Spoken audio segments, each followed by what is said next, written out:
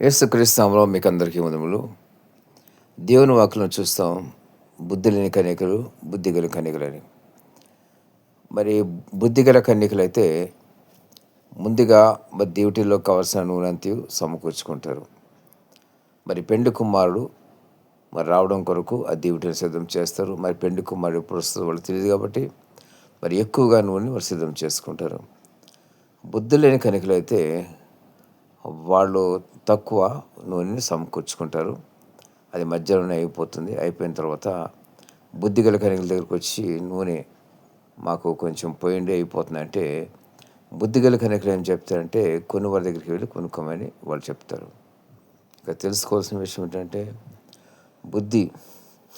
మనిషికి బుద్ధి చాలా అవసరం.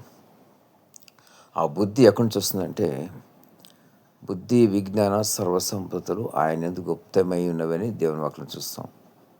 బుద్ధి ఆయన దగ్గర దొరుకుతుంది మనకి.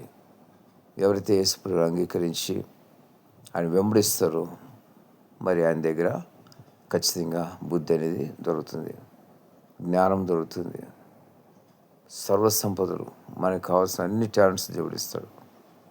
అయితే వాటిని మనం జాగ్రత్తగా వాడుకోవాలి. బుద్ధి చాలా ప్రాముఖ్యమైనది.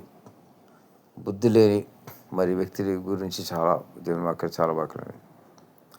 బుద్ధి జ్ఞానం గర్వం అనే కంచెరి గాడిదను మీరు ఉండకుండా దేవుని వాక్యం ఉంటుంది. అంటే బుద్ధి లేకపోతే మరి గాడిదలాగా మనుషులు తయారవుతారు.